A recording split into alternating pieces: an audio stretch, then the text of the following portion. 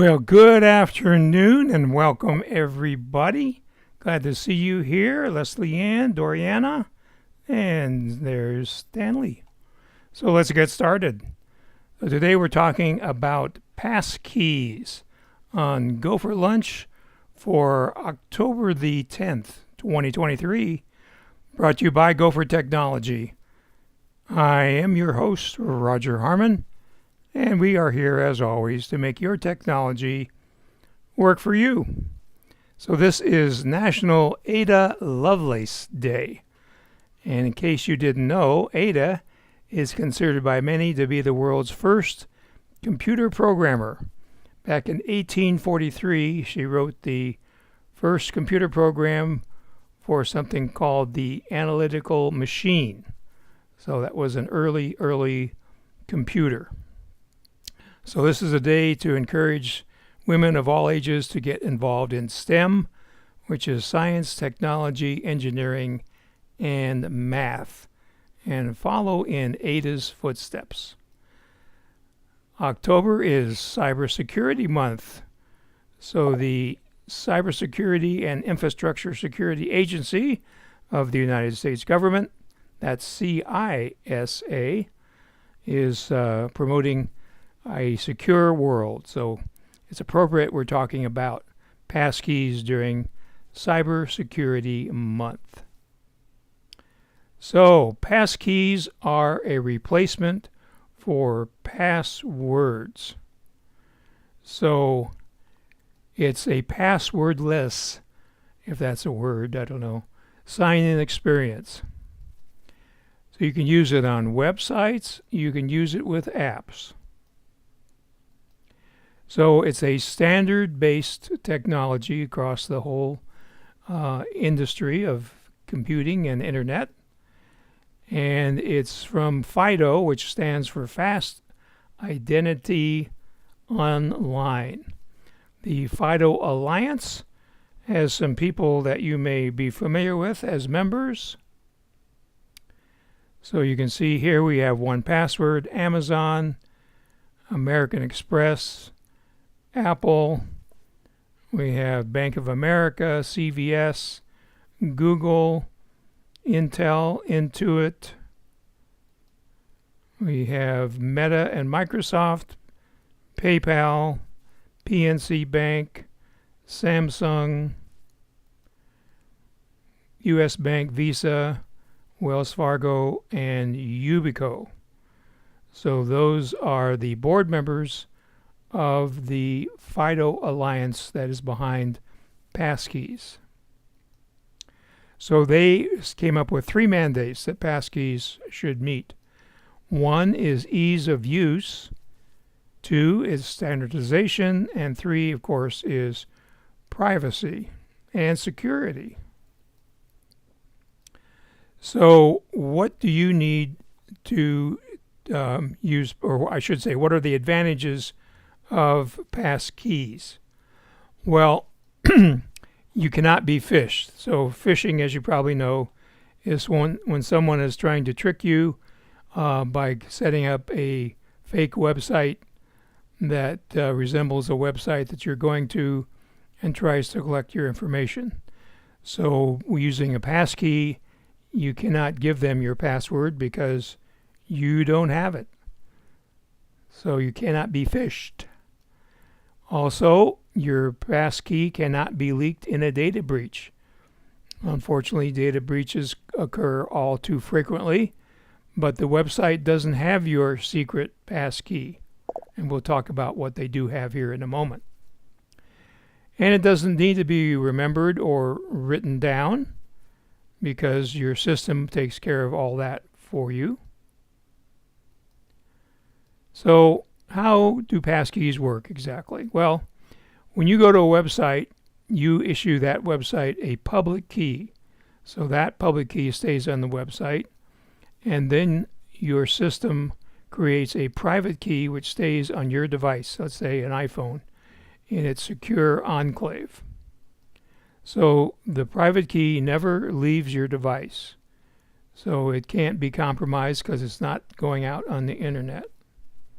So when you log in with a passkey, then you get an authentication that confirms that the public key on the website, the private key that's safely on your device, agree with each other, and then you're logged in. So here's a diagram that explains it. So here's your private key on your Apple device. That could be your MacBook, your iMac or Mac Mini or Mac Studio, your iPad, your iPhone. And this is the website you're logging into. So when you first set it up with a passkey, you have a public key that's on the website, and it sends a challenge to your private key. Your private key says, yep, that's the correct public key. I agree. And it just sends a authentication signature back to the website, and you are logged in. But this private key never goes to the website. It always stays home. So where can you use passkeys? Well, there just happens to be a passkey directory courtesy of 1Password. So here we have on the left tab the sites that are supporting passkeys, supposedly, like Adobe, Amazon. I tried to, there's Best Buy. I tried to create a passkey on PayPal, which is on the list here. There's Kayak, but there's Microsoft, but I couldn't find a place on PayPal to create a passkey. So the second tab here is Vote for Passkey Support. So if you have a website that you would like to have passkey support on, you click into the second tab here, and then you go down and find the website that you want. So let's say T-Mobile. I want them to have passkeys. I go over here to the little box with a little arrow, and so there's 408 people that have voted for, 1,408, voted for passkeys on T-Mobile. I click there, I get a green check mark, so now there's 409. So if I want the United States Post Office to do it, then I check there. So that's how you can vote up. And if your site that you're interested in does not appear on this list, then you can click here and request a website be added to the list. So that's how you can encourage sites to adopt passkeys. And it's in their best interest to do that because the data breach situation that limits their liability should they have a data breach. So what are the requirements to use passkeys? Well, you need to have iOS 16.3 or iPad OS 16.3 or Mac OS Ventura. So if you don't have those operating systems, then you can't use passkeys. So might be a reason to upgrade. And you can use your iPhone or iPad or an Android phone. Now, in a case where maybe someone doesn't have an iPhone or an Android phone, you can use a hardware device such as a YubiKey. I have two examples here. The one has a USB-C connector on one end and a Lightning connector on the other.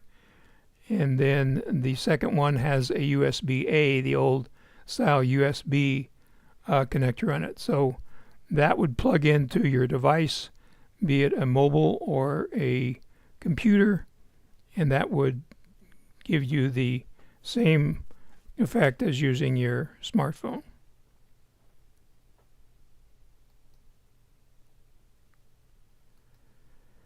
So how do you set up a passkey on your iPhone? So you would launch settings and select passwords. You would select the password option and then toggle on autofill, and then you would tap iCloud, passwords, and keychain. So let's go and see how that would work. See if our iPad is going to show up here. Oh, I think I went to the wrong one here, so let me change that. There we go. So let me see here.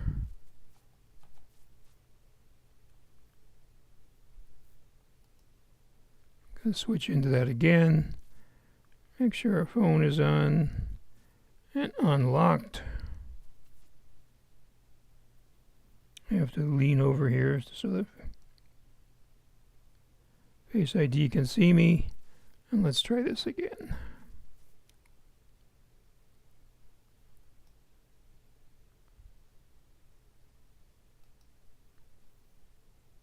Okay, that's not the right one. Let's see if we got the right one.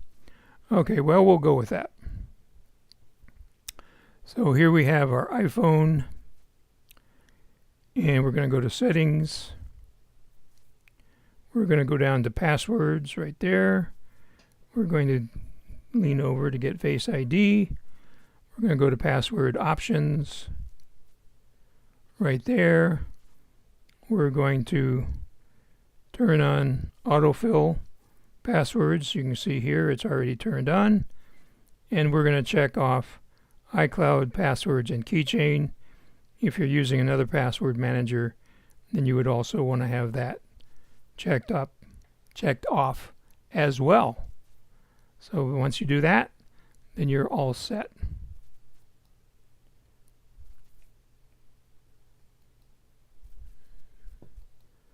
So how do you set up Passkeys on your Mac? Well, you would launch the Settings app, go click on your name on the top of the sidebar, select iCloud, and then toggle on password and keychain. So let me show you that. We're going to go to Settings.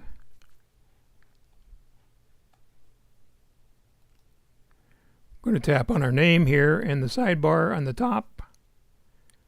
Go to iCloud.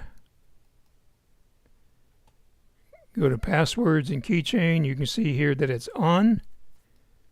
So if it's not on, you want to click this little button until it shows blue and turn it on.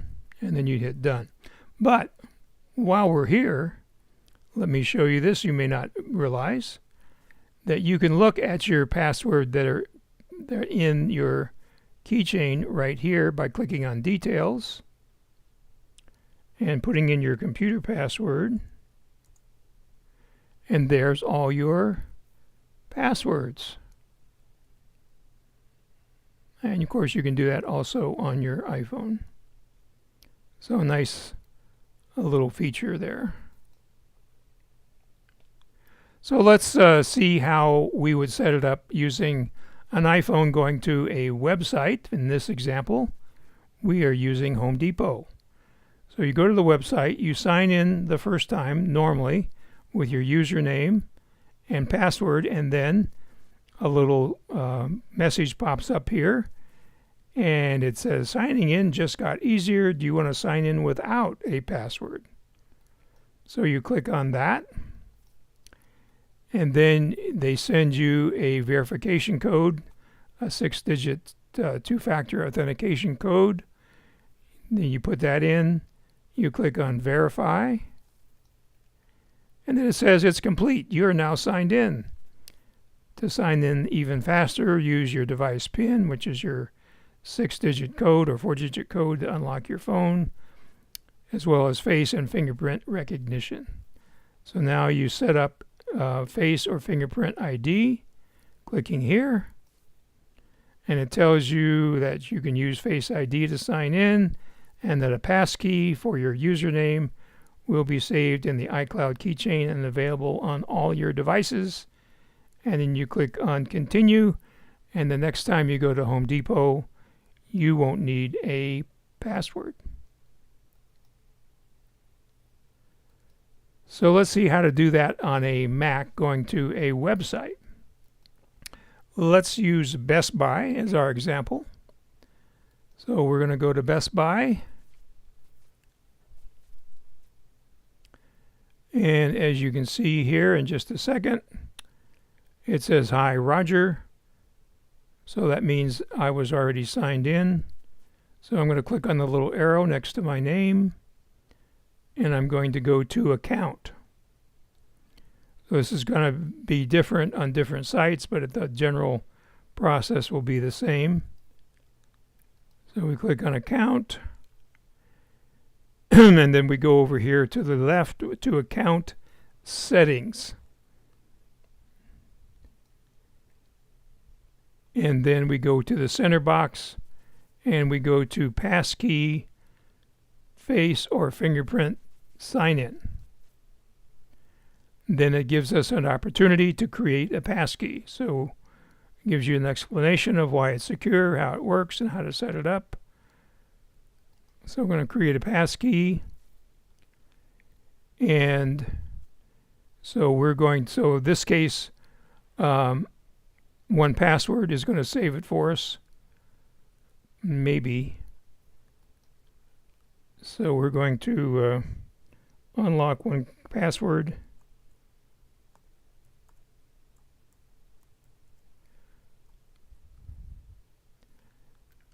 Okay. So it had another password in there, the regular password for 1Password, but this is the passkey. So we're going to say New Item, because you want to hang on to your old passwords. So we're going to save this. And now it says we're all set. The passkey is set up successfully. So now we hit continue.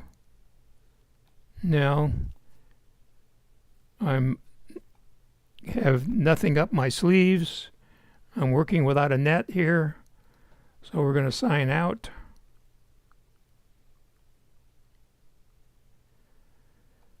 And now we're going to sign in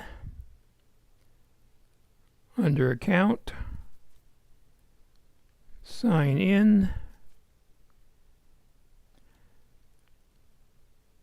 and right here we have Sign In with Passkey. We're going to click on that. I guess it wants our email address. So now we're going to sign in with the passkey. And then we get a little pop-up here from 1Password. And sign in. And there we are. So that's also going to work if you're using iCloud Keychain.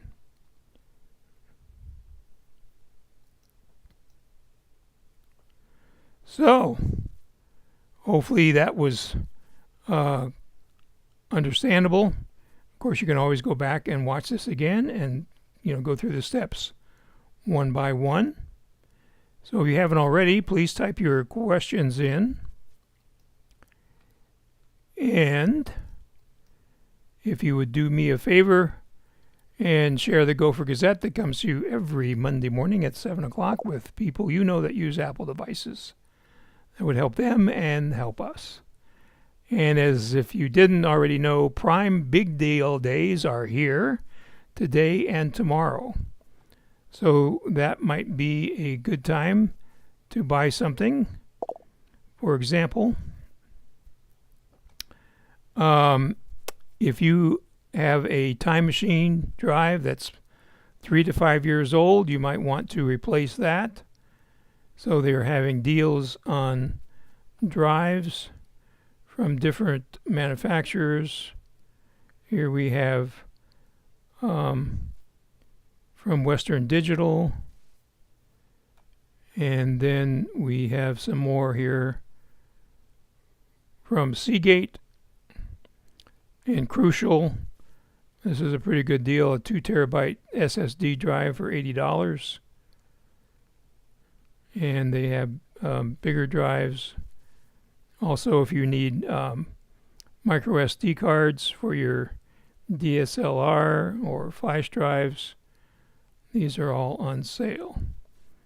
So in household devices, here's Dyson vacuums and air purifiers and robot vacuum cleaners. So lots of stuff there. Now, one little caveat I was on earlier, and it's all this nice surge protector power strip, and I put it in my cart at $12.95.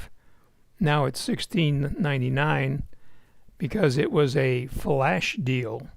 So beware of flash deals. If you see something, make sure you see if it says flash deal and buy it immediately because the price will change. So I'm going to take that out of my cart.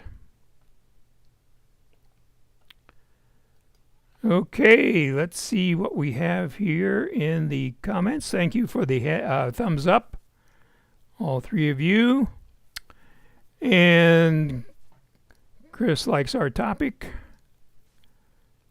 And Leslie has a question. Is a passkey on all my Apple devices the same? Yes.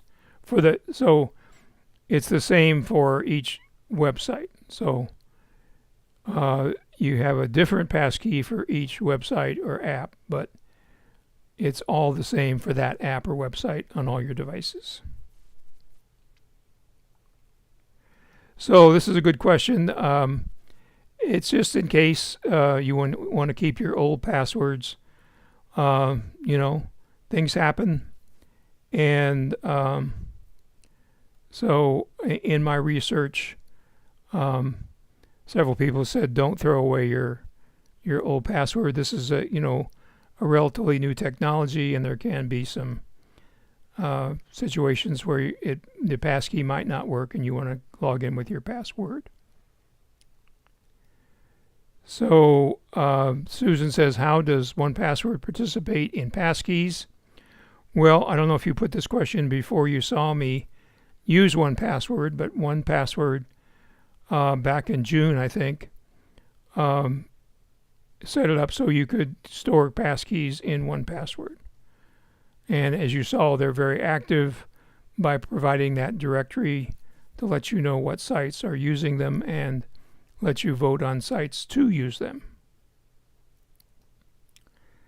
And Chris asks, how about associations? Should we include those in passkeys? Oh, authenticators. I'm sorry. Authenticators. No, passkeys really act as an authenticator. So you'd use one or the other. But of course, you probably are going to continue to use authenticators on those sites that have not yet adopted passkeys. So they're going to be in parallel as the passkey rollout continues. And Diana says, do the companies say this is more secure? Yes. I don't know if you noticed there on Best Buy, but they mentioned that it was more secure. And of course, all these companies, Apple, Google, Microsoft, are all behind this because of the security reasons. So Susan asks, if passkeys work without 1Password, why would you need 1Password? And the simple answer is you wouldn't. You could just use iCloud Keychain, and that would be fine. The reason to use 1Password is because it has additional features like storing software licenses and other information that is sensitive. So it serves a purpose. And Chris wants to know there's a check for including. Oh, is that a statement? There's a check for including authenticators? Are you talking about 1Password, Chris? So we'll wait for Chris. So hopefully you'll try to use passkeys wherever possible. It's going to take a while for this to be universally adopted, but the snowball is rolling down the mountain, gathering momentum as it goes. So I hope you enjoyed this. If there's anything else that you would like me to cover that you're interested in learning more about. Okay, so Chris says, in this setup. Okay.